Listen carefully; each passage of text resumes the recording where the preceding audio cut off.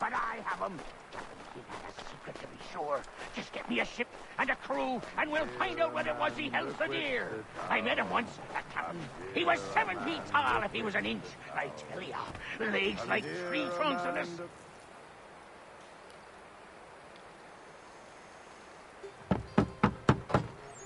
Go away!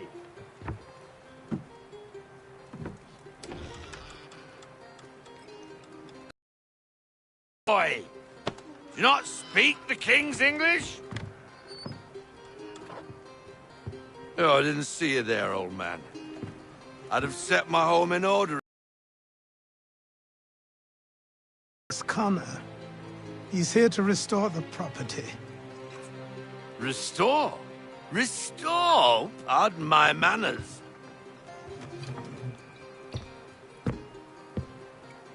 She's still the fastest in the Atlantic. Sure, she needs some attention. Minor things mostly, but with a little affection, she'll fly again. Who is she? Who is she? Why, the Aquila boy, the ghost of the North Seas. The boat. A boat? She's a ship, boy, and make no mistake about it. I thought you brought him here to restore order. I reckon he's the greenest thing on the frontier. Connor, meet me back at the manor when you've finished here. You said it requires repairs. You able? She does need work. A ship is a she, boy. And yes, I can refit her, but I'm lacking in the proper supplies. Some quality timber would help me get started. I can see to that. How long before she is able to sail again? Just get me the lumber, boy, and I'll raise a crew.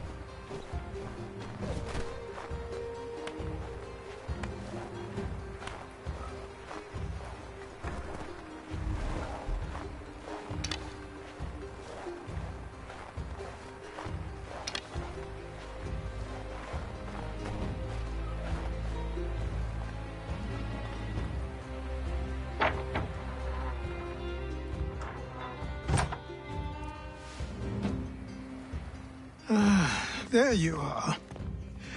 I've something to show you. Come, take a look.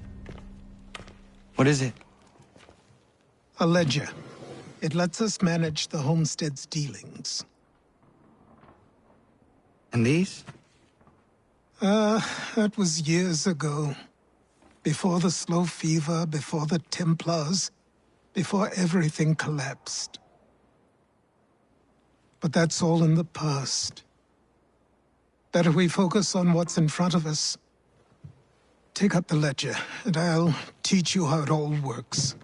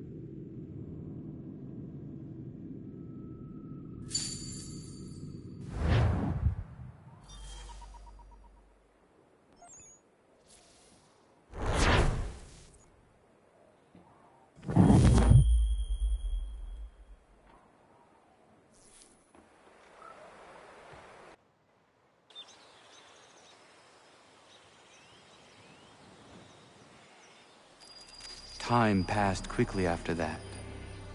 My days a blur of study, training, and work.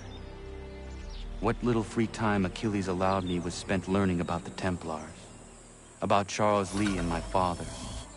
I longed to confront them, to put an end to their schemes, to ensure my people would remain untroubled and free. But I knew it was too soon, that to approach them now would see me killed. All my work would be for nothing. Patience, restraint. These proved the most difficult subjects for me. But in time, I mastered them as well. Days became months, months became years. And as my skills and knowledge grew, so too did I.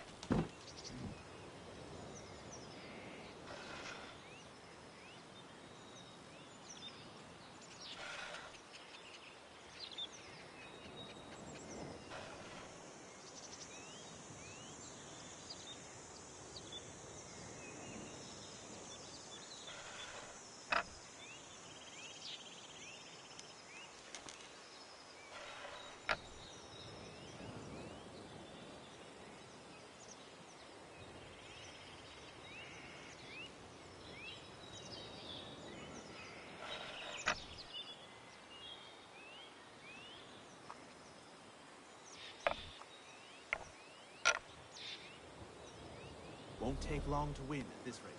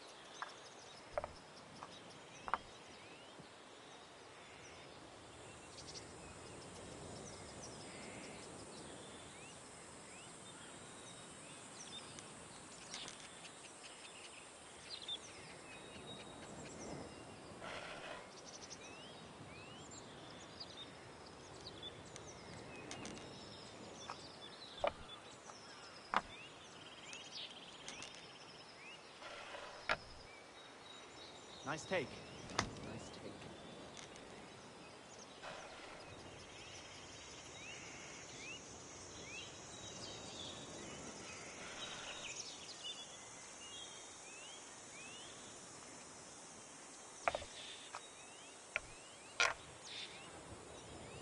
Nice play.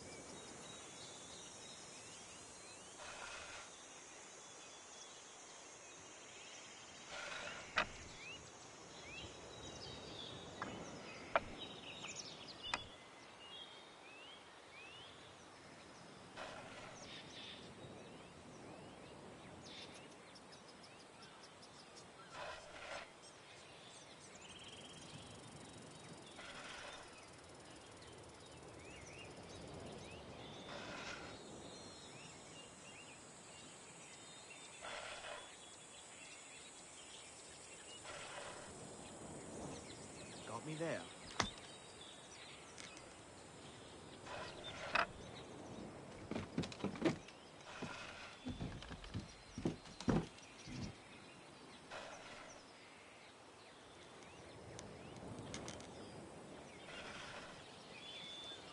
I'll give you that one.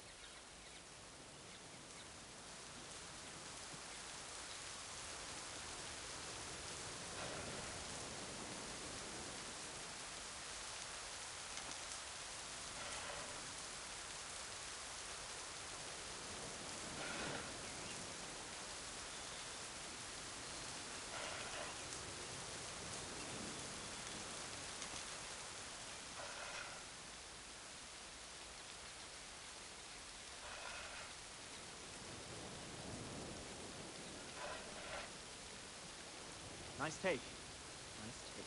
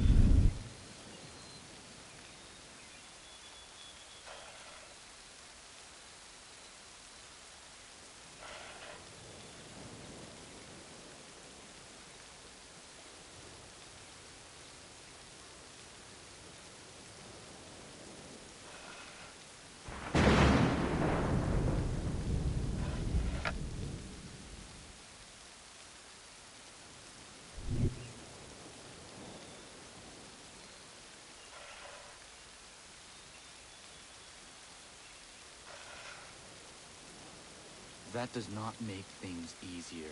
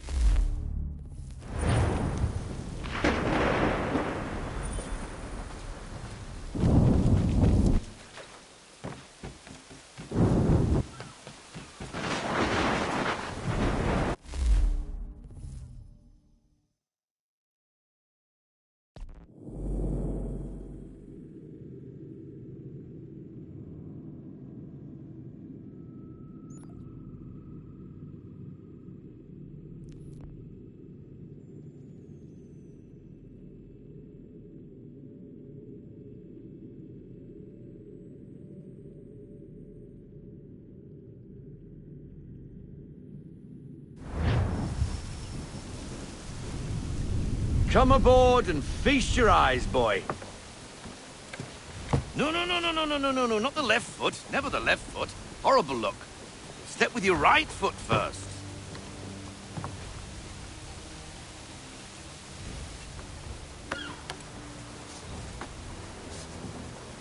She is... solid? Aye. Weatherly and sleek. She'll fetch 12 knots in a stiff gale. Ne'er a ship from here to Singapore can outrun her on her best day. What do you say we take her out? Show you what she can do firsthand. Where would we go? As it happens, she still needs guns and the officers to command them. We'll launch straight away. Don't worry, lad. I'll make sure you sprout good sea legs. All in the mainsail! Get up the rigging! Hand over fist! Come on, men! Let's get her out where she needs to be!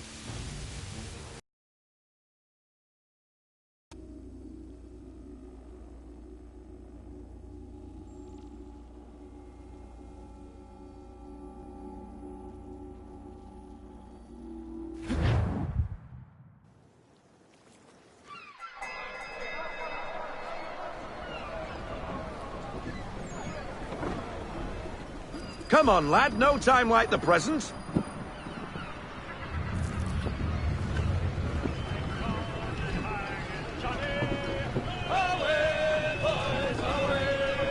Double time, boy. It's time you learnt.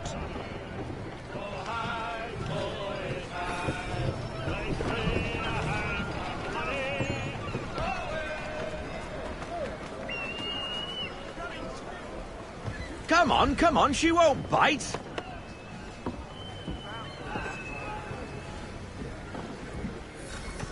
You connect... Half sail! Ah! Your killer flies again! Do you feel it, lad? Set a course for Martha's Vineyard. We'll find our guns and officers there. She's a nimble vessel, but the faster she goes, the more cumbersome she grows. And the firmer your hand needs to be. Enjoy this stretch of open water before we come upon those shallows. Call for full sail if you like.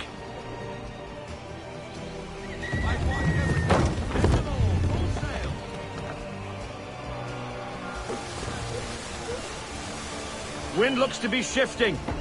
Stay alert, Connor. Gusty winds can be difficult to manage.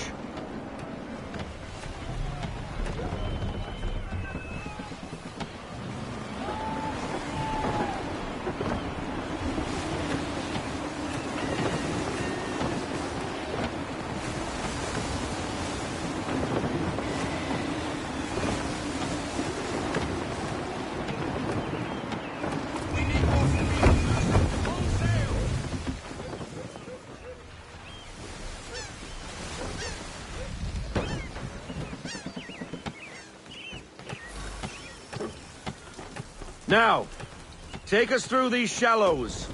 Careful not to run up on them. The sandbars will slow us down, but the rocks will put a hole through a hole. And if you want to make a quick tack, call for half sail. She's more maneuverable then.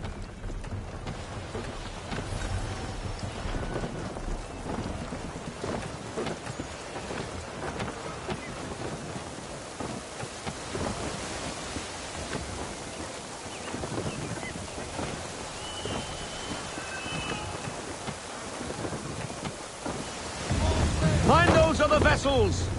Hold your tack to keep your right of way!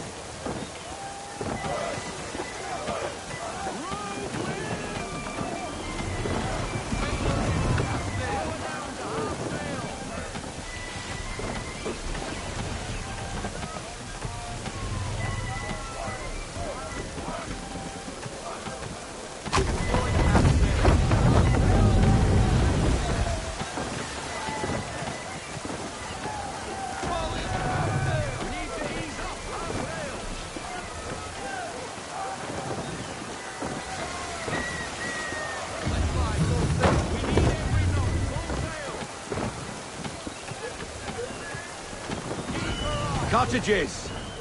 We're close!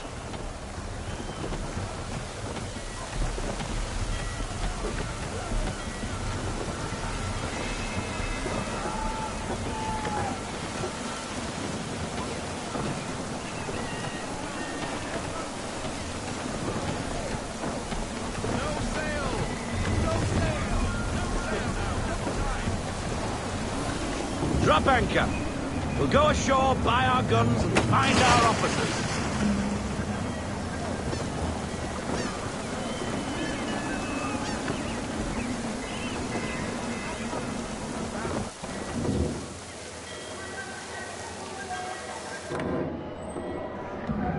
Oh, hello, Miss Mandy. You're looking every bit as ravishing as I remember. After all these years, you sail all the way to the vineyard to pay me compliments? We are looking for David and Richard Clutterbuck. Nice to see you, too. Robert Faulkner. Where the hell you been? Sorry for leaving like I did, lads, but where I was going, no one could know. You two working much? No. Between contracts at the moment. Well, we're looking for gunnery officers. What would you two say to working with me again? We'd be for getting into a few more scraps. Good show. The Aquila is a fine vessel. We're fitting all the guns as we speak. Looks like your friend's about to catch a beating. Where is Charles Lee? I don't much care for your tone. Hey, you don't want to be doing that, Biddle. Bobby Faulkner turned to wet nursing. It's good you finally realize you're a shite sailor. Whoa, whoa, whoa, not in here, gentlemen. Better still, not at all. Bobby, take your friends and get out! Let's go, boys. Our guns ought to be ready. Come on.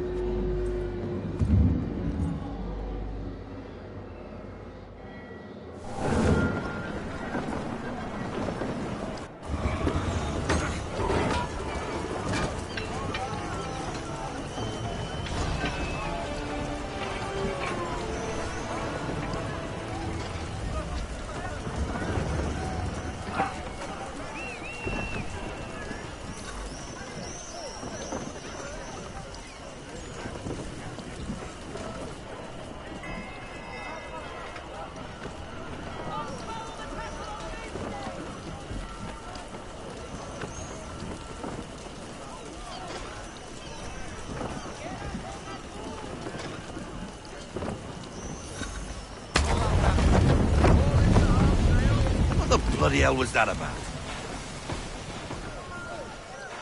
The older man is a Templar. Who was he with? A Templar? The young buck was Nicholas Biddle. Nobody. Sails before the mast.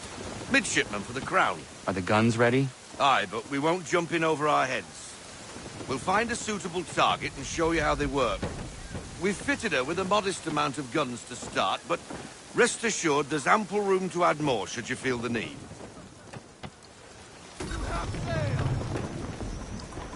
Looks like a British frigate with half seas over. Should do nicely for a spotted target practice.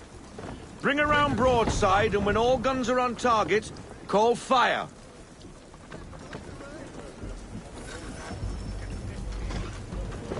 Round shot for a start.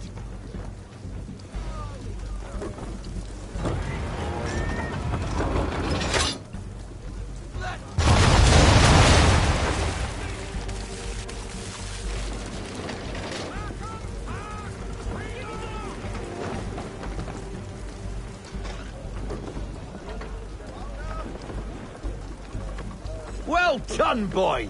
Now, aim all guns at her bow and do as much damage as possible.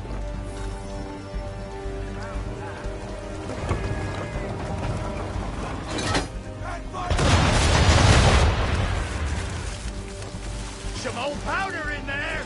Good! Now give the swivel guns a turn. More precise. Hit those old powder barrels and light up the sky.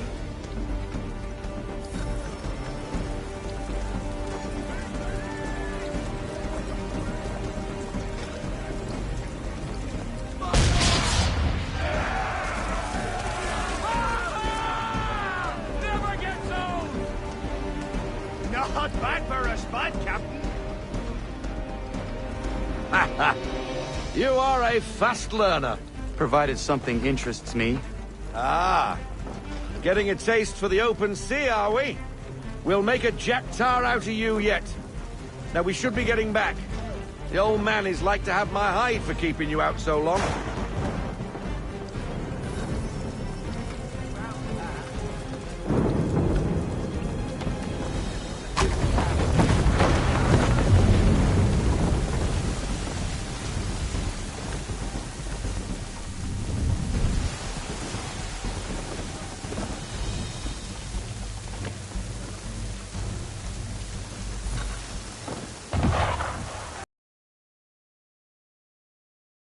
Is he shooting at us? Destroying property of the crown, disturbing the king's peace, take your pick. What do we do? Naught else but to fight back. Sink the bastard. Use the sails on attack.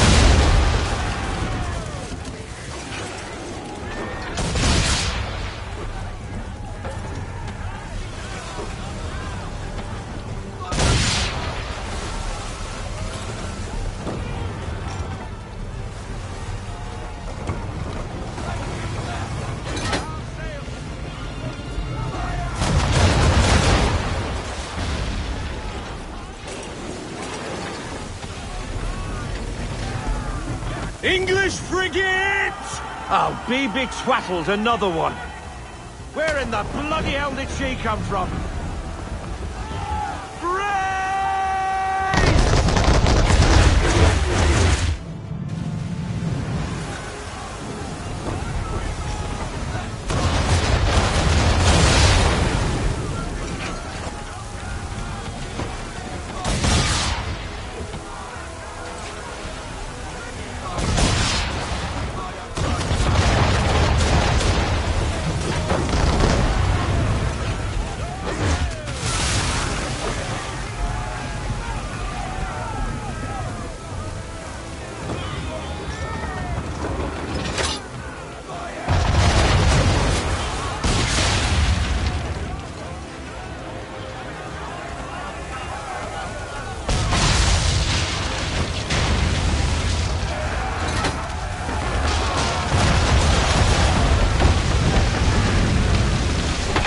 Carry on, sailor. Not bad for your first voyage, eh, boy? Now we best be getting back, or the old man'll have my guts for garters.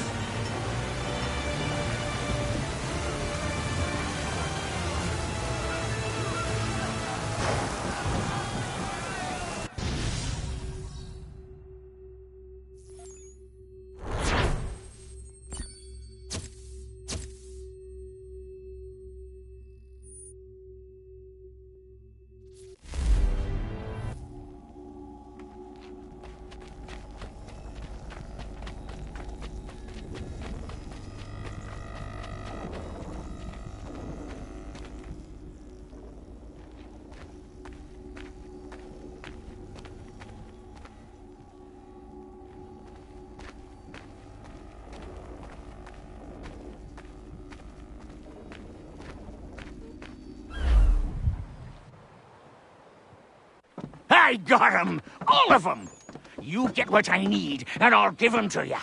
Simple. You got a ship, could find 'em all to boot. Who is that man? Him? Some old salt always on about letters he's got from Captain Kidd. Nonsense, really, but he doesn't hurt no one, so I'll leave him be. Talk to him if you fancy, but be warned he'll chew your ear off. Anyway, the Aquila's here for you. If you should get a pang for the open sea, we'll be waiting. Now, I implore you to head up the hill before the old man comes out of retirement just for me.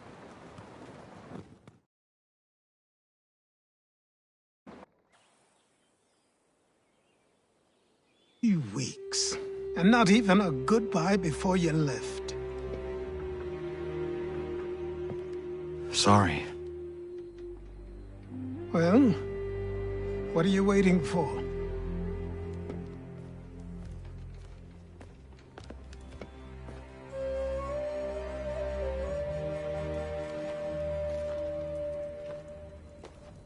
Put them on.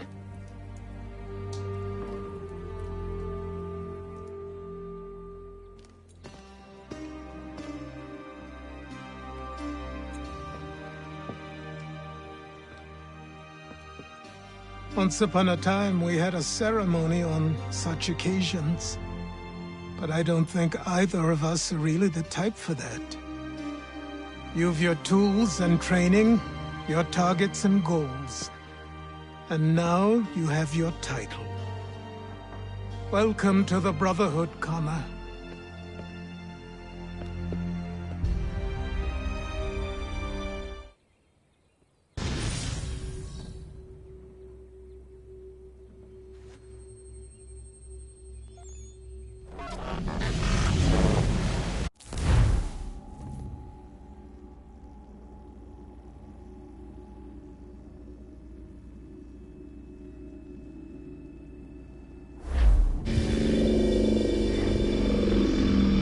Welcome back, Desmond. You'll be happy to hear there's actually good news for once. Yeah? I've managed to locate a power source, and it's relatively close by. Up for a trip to Manhattan? Is it safe to leave? Abstergo's gotta be looking for us. Obviously it's not safe. Can't exactly sit around here hoping to get lucky, though, can we?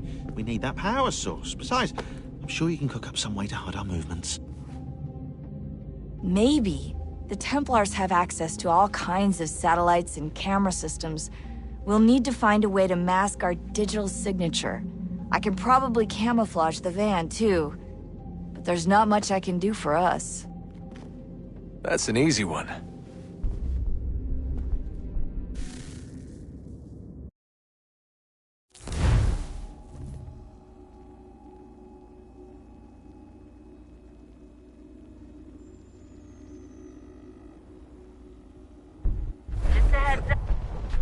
Local utility companies have assured the public that they're completely prepared for the upcoming solar maximum.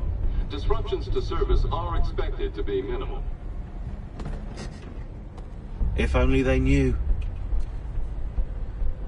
What's this? A remote-operated camera. It'll provide us with a feed while you're on mission. This will let us talk to each other. We're almost there, so listen up. The artifact is in an office penthouse in Lower Manhattan. At this time of night, direct infiltration is going to get you noticed. I think we're better off having you drop in from above. What do you mean, above?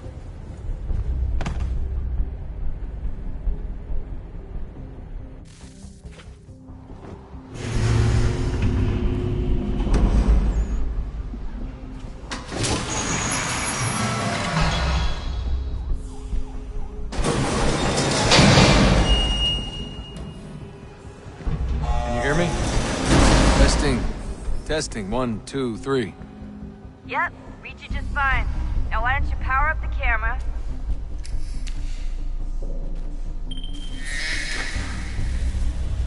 I've got pictures. Running diagnostics.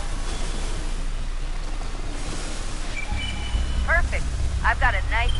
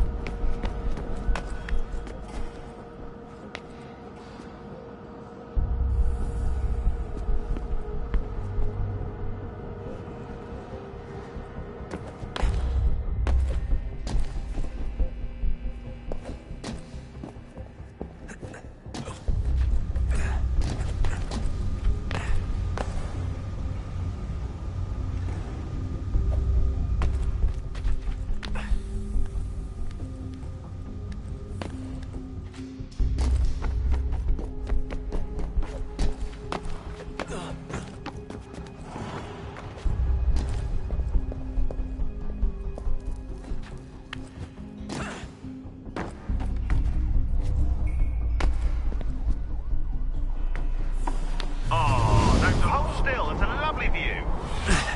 Seriously, Sean? Fuck you.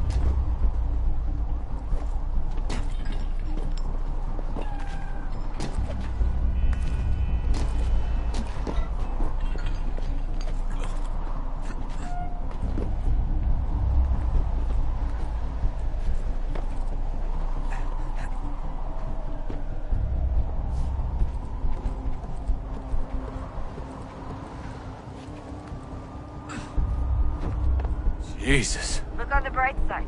No security to worry about. And on the not so bright side, the slightest misstep means you're effectively paced. Shut up, Sean.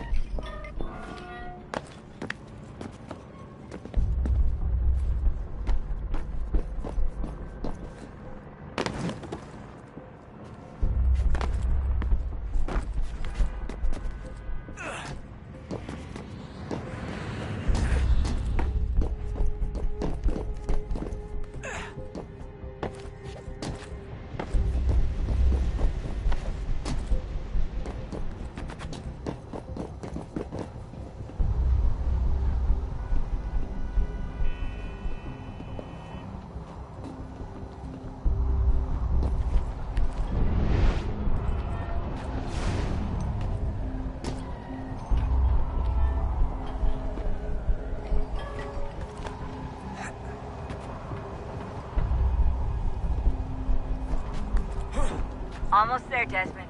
Once you reach the top of the lit-up crane, you should be high enough to make the jump. Should? It'll be fine, don't worry. Well, you might want to worry a little. I'm pretty sure she was high when she was running the numbers. Sean! A joke. It was a joke. Or was it?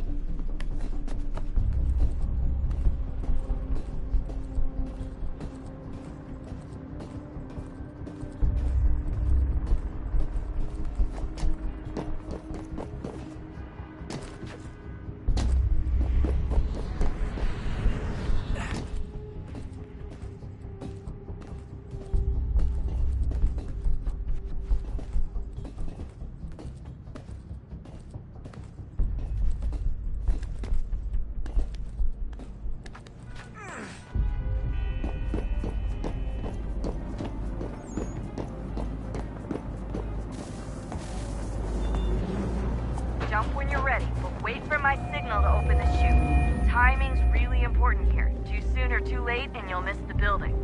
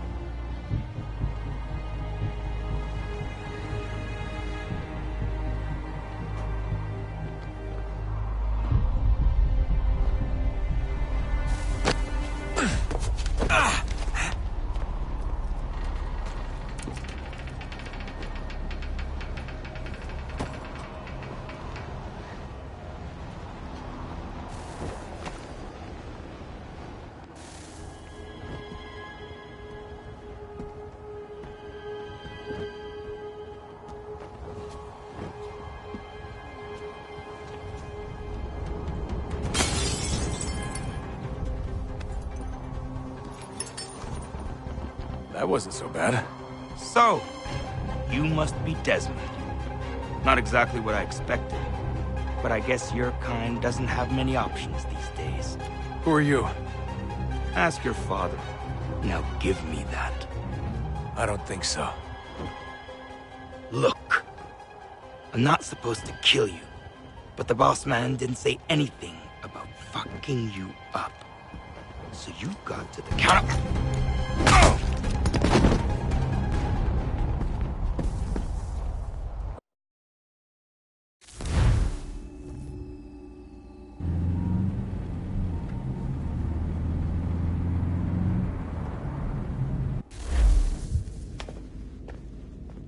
So who the hell is Daniel Cross? Believe it or not, he used to be an assassin. The assassin, the way I've heard it told, but it turned out he was a sleeper agent for Abstergo, programmed to infiltrate and destroy the organization. How did he know you were there?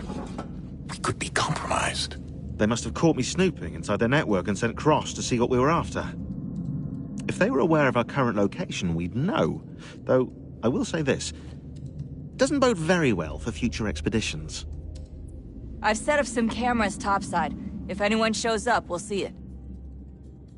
I'd suggest you go see about finding a socket for that power source. Or we can return to Connor if you prefer. All the artifacts in the world won't mean a thing without the key.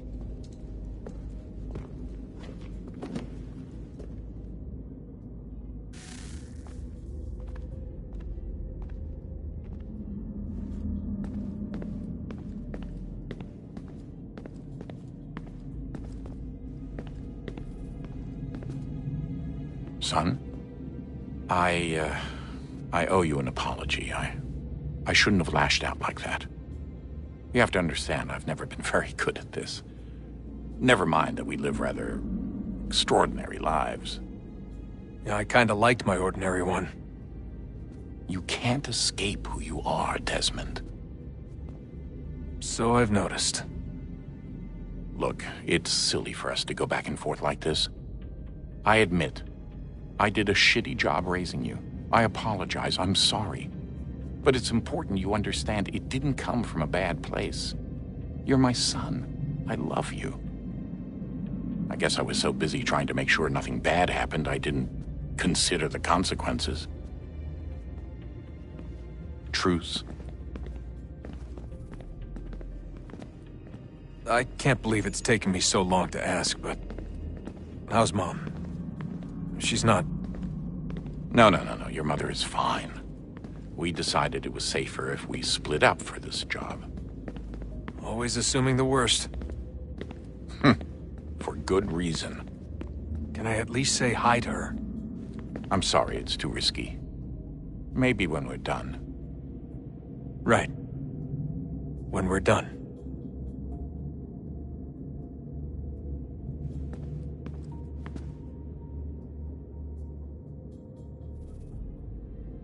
Have we ever tried to make peace with the Templars? Throughout our history, there have been moments. Several, in fact. But it's impossible. There are existential differences, insurmountable. If there were to be unity, it wouldn't be a truce so much as a submission. But knowing what's about to happen, wouldn't it make sense to try and talk to Vidic? Come to an arrangement, even if it's only temporary? We'd all be so busy watching our backs, nothing would get accomplished. Imagine that. We're more productive at war. Well, have we ever tried sending in someone? Doing to them what they did to us with Lucy? Or Cross? We have, and it's never worked. We've sent people who were either too weak and found themselves turned, or too strong and were unable to carry out the charade. I just feel like we all want the same thing. We use the same words, but that's all they are, words. In the end, it all comes down to freedom. We seek it, they detest it. And so there's never an end to the fight. Not until one side is completely gone. Is that even possible? Probably not. Our two groups have existed in one form or another since, well, since forever. But things can be better than they are. And that's something.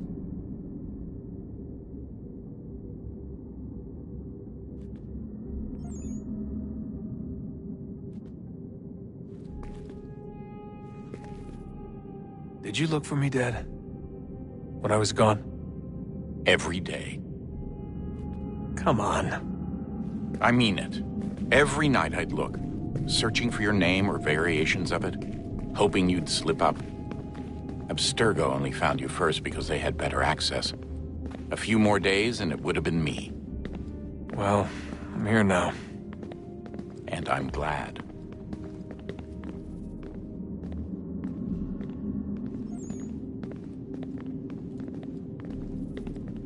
Do you think Lucy regretted what she was doing? I used to think I knew her well, but clearly that wasn't the case. So I really can't give you an honest answer. She seemed so sincere, though. Like she really wanted to make a difference. Yes, well, when I first met him, I thought the same thing about Cross. It just keeps happening over and over again. What does? Everything. Don't get weird on me, Desmond. No, it's fine. I'm fine. Don't worry. All right, then. You should think about getting back in the Animus. We've got to find that key.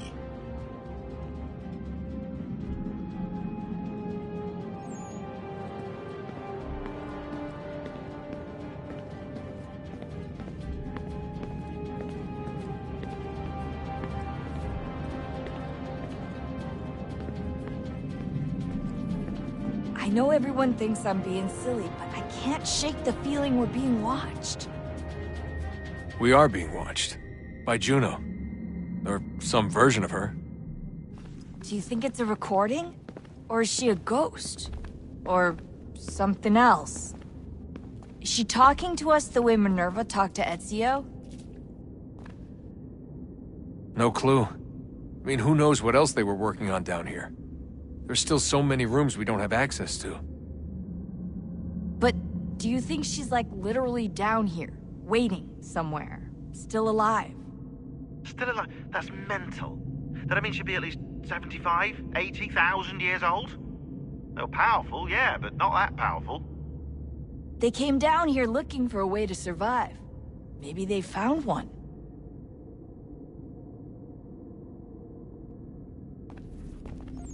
Was it weird seeing Cross? What do you mean? It's different for you. You don't know about what happened, I guess. For a long time, he was important to us. He was a different person. Sean said he was a sleeper agent. Like Lucy. It was different. She made a choice, but Cross, if you read the files, Abstergo just... They did terrible things to him. Rebecca? You're lucky. We all are. We have people who care about us, who look out for us. He was all alone, and the people he thought he could trust, they used him. Did you know him? No, but I knew Hannah. Who's that? She tried to help him. She trusted him. But there was a raid about a year ago. She stayed behind so the others could escape. Tried to reason with him, to see if she could fix things. Well, what happened? What do you think happened? He killed her. That's what he does. That's all he knows how to do. Sometimes it seems like that's all any of us know how to do. Rebecca.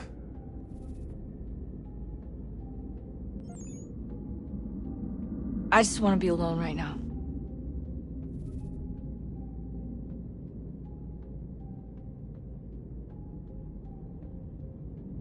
I just want to be alone right now.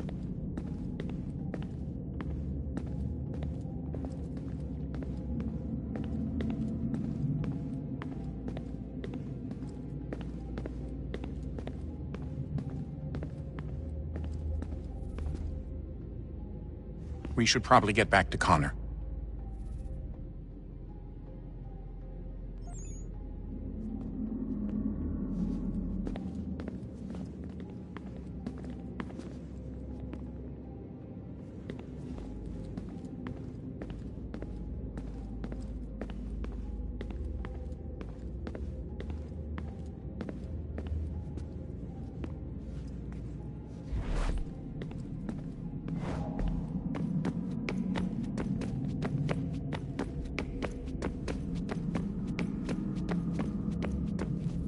Ah, Desmond, there you are. Can I ask a favor? Maybe.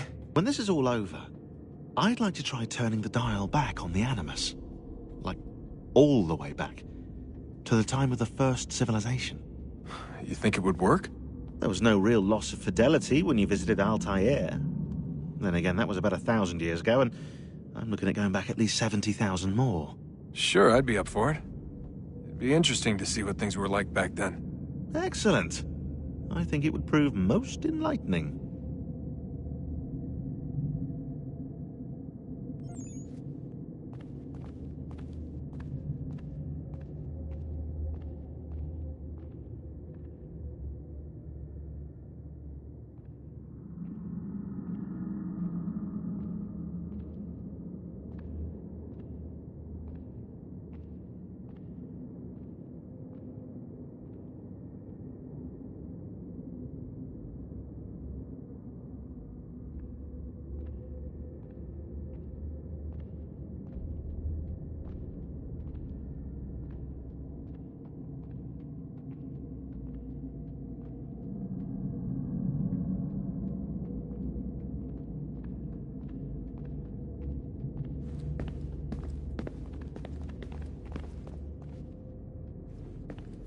So this is how it started. What are you up to? Just brushing up on my American history. I say history. They certainly teach you strange things in the States. Like what? Well, for all the talk of this being a revolutionary war, it was a civil one. Well, not that kind of civil. I mean, there was no America versus Britain. It was Brit on Brit action. And you can clearly see how the whole thing got started. One war gave birth to the other. You mean the 7 Years' War? Exactly. Seems the Crown overspent in its attempt to keep the French out, wound up with a great deal of debt. Believing that the colonists should help to shoulder the burden, new taxes were created. It was a reasonable request, even if Parliament was rather, well, undiplomatic about it. Well, it's not really fair to tax people for a war they didn't want any part of. What? Didn't want any part of? Did you not notice George Washington with Edward Braddock? He was right there in the middle of it. So here you have the Crown spending who knows how much money to secure a place for the colonists to thrive, and then, when they ask for a little bit of help... Right, look, think of it this way. King George and the colonists, they all go out to dinner, right? And when the bill comes, George asks for them to kick in and pay their share. Fair enough. But keep in mind, he's been taking them out to dinner gratis for decades now. But the colonists, oh no, they insist they only had a glass of water and a side salad. Never mind the table's full of half-eaten food and empty bottles of wine. Now, when the king points this out, what do the colonists do? Oh, they flip the table over and they storm out the restaurant. Probably intending to return later and burn it down. You left out the part where the king pointed a gun at the colonists and asked them to cover dinner for everyone in the restaurant. Right, yeah, interesting take. If he pulled out a gun, and I'm not sure he did, it would only have been after the 100th failed attempt at getting them to pay their fair share. But how do you define someone's fair share? Oh, well, with a war, apparently.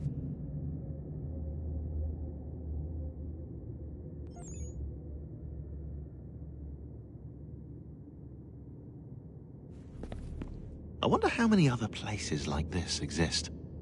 There are dozens of them, all over the world.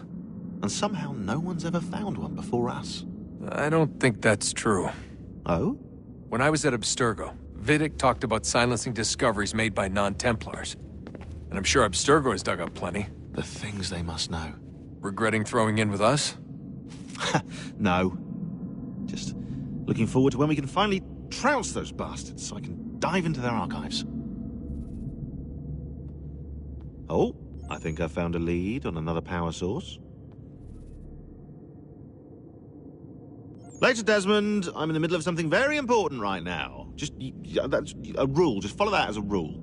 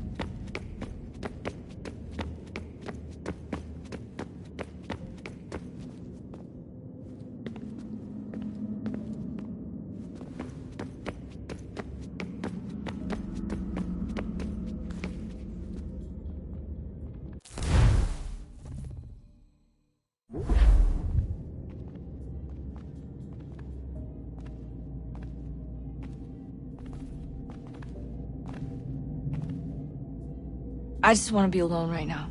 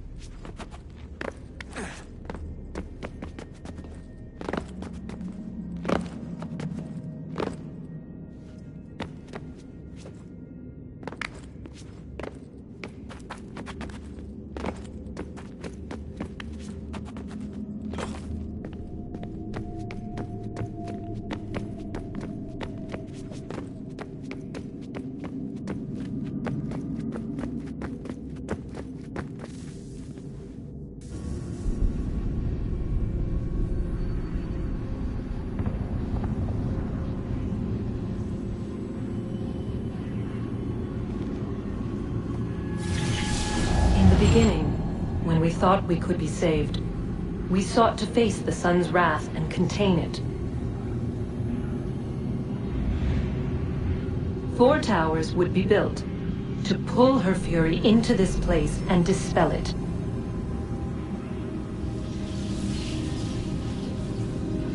But even with all we knew, with all we had, it would take too long.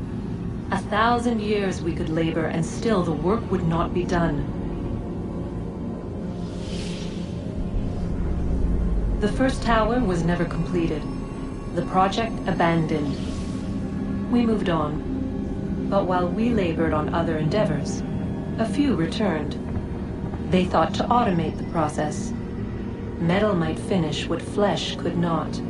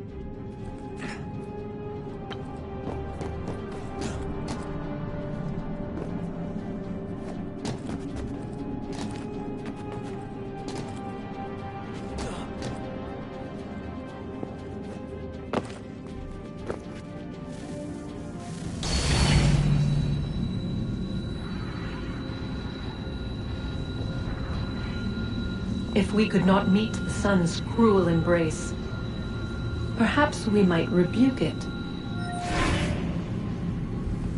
Already we could generate fields to protect us in times of strife. But these were small and simple things.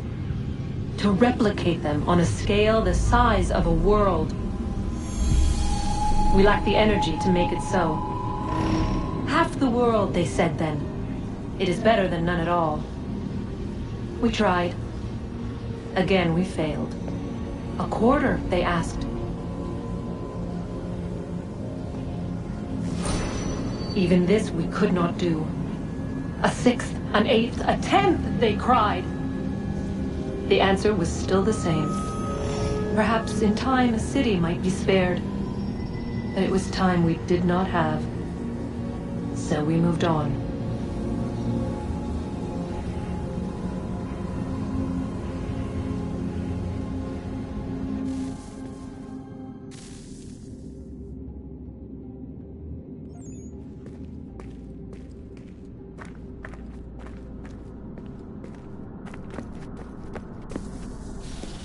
Wonder what's inside.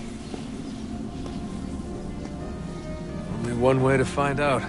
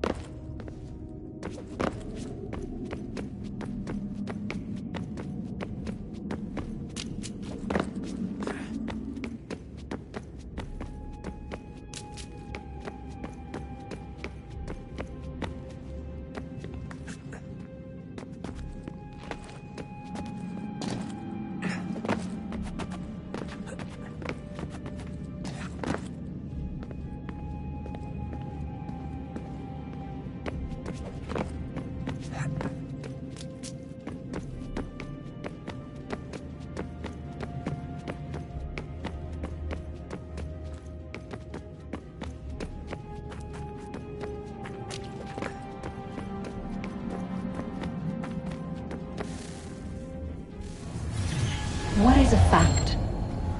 Is it fixed? Immutable? Certain in its existence and only awaiting discovery? Or might it be changed? Here we learned the answer and thought that it might save us. They were used to command, to control, to own. But we soon discovered another use. When enough sat in thrall and were told to believe, their thoughts took on form. What was imagined became real. If 100 minds could wish away a wall or create a tree, what might 1,000 do? 10,000? More? Might we change the consensus and will the threat away? We resolved to send one into the sky where it might illuminate us all. Once placed, a sentence would be uttered.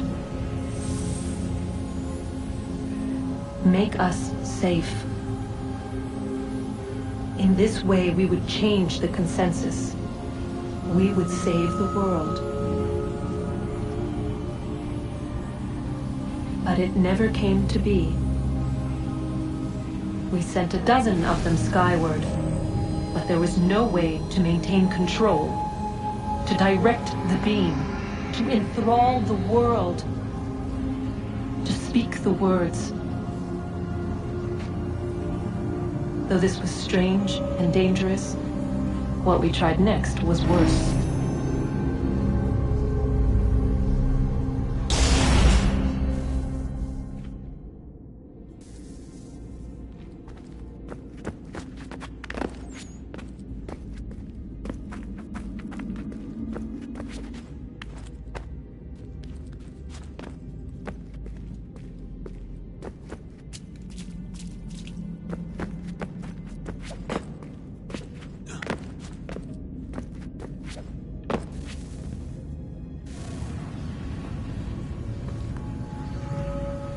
Our first instinct was to travel back, to change the past.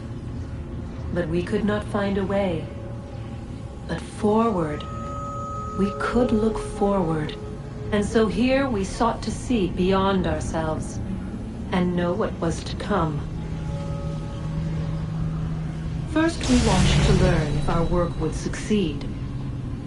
But the answer was always the same. So we moved on to other things. But she remained. The one you call Minerva. In time, she too stopped looking, and instead began to speak. She called out across time, in the hopes that you might be saved. She hid messages where none might find them, save for you and those within this place. Fascinating.